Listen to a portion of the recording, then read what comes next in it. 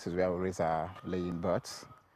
The capacity there is about 22,000 from the pen we are going to.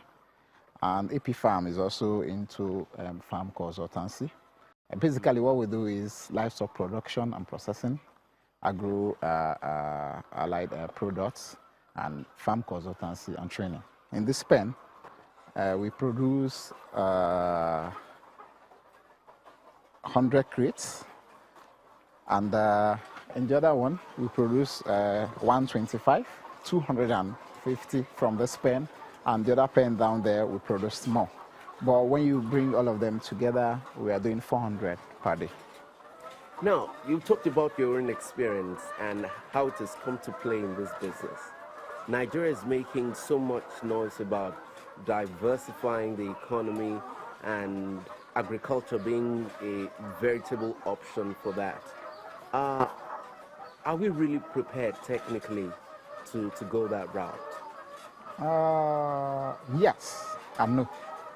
I'll start with the yes. Because agriculture, according to statistics, is contributing a lot to our GDP. And no, because of lack of training.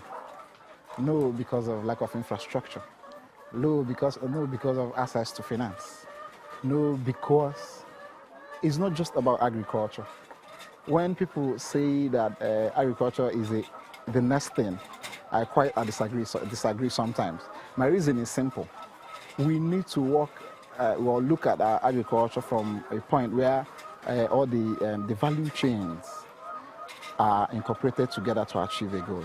For example, in poultry business, when you say agriculture is the key, yes, it's the key. When you encourage a lot of people to come into poultry, yes, a lot of people are going to come into poultry. But what happens when a lot of egg is produced and cannot be consumed by the immediate populace because it's perishable? That's where processing comes in. So that's why we're talking about the value chain, where you make sure that the guys in the feed industry gives us the best, where we are the poultry farmers that once the eggs are produced, they are going to be consumed. And if they're not consumed immediately because of their perishable nature, they're going to be processed and conserved.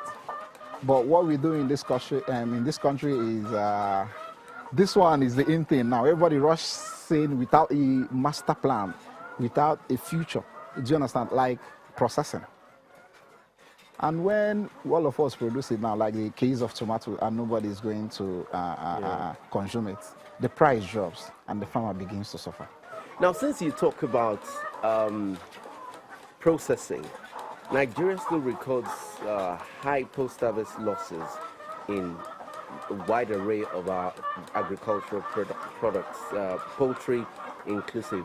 Are there innovations coming up in terms of processing egg and poultry products such that we reduce the post-harvest losses that we have?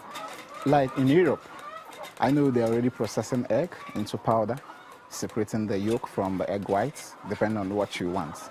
And I think some people are already working on it in Nigeria because that's the next way to go, the best way to preserve the eggs that is being produced. We've made contact ourselves to see how we can go into it, even though it's still in the preliminary stages.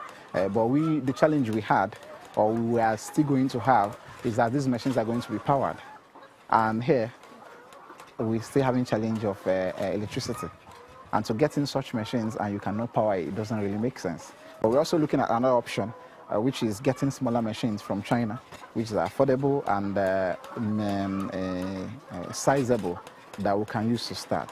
Then we begin to encourage people on getting, getting the egg, processed egg, to use in household, to use in bakeries and stuff like that. But for now, it's still going. It's still on the preliminary stages for us. I don't know about others, but I think it's the next thing in the industry. If we can be able to, the egg produced, processed, and preserved, because I know the lifespan is up to 5 years.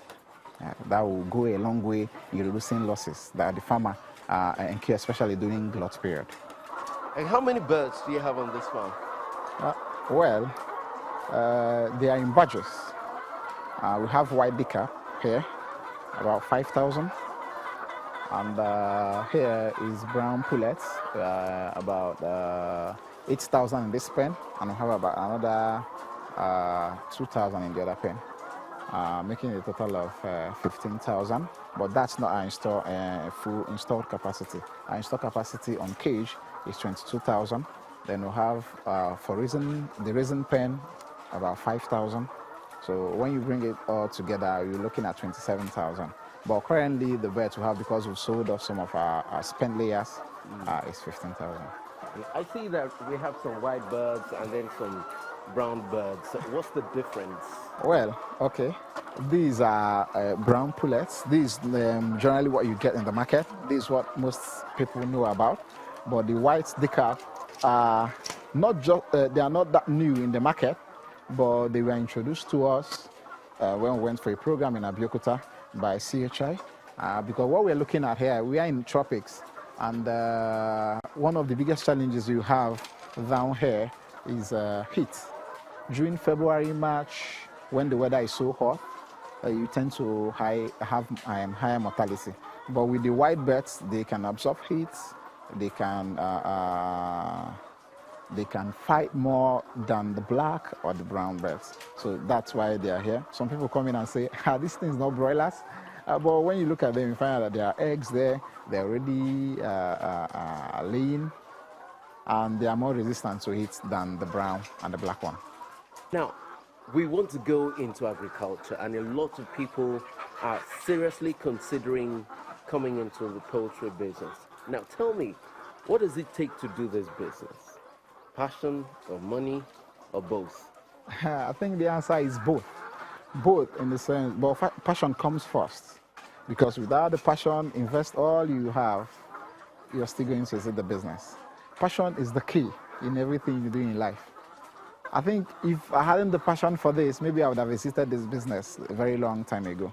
But for the fact that I love the birds, and this is what I love to do, I go the extra mile to make sure it succeeds. Money is important because poultry in Nigeria is not a small business. It's also capital intensive. To get these cages worth millions of naira. But you have to start somewhere. But it's with the passion that you now go for knowledge. The passion drives you to learn about the business, to know what to do about the business, to link yourself or acquaint yourself with the people that are already gone before you to do the business.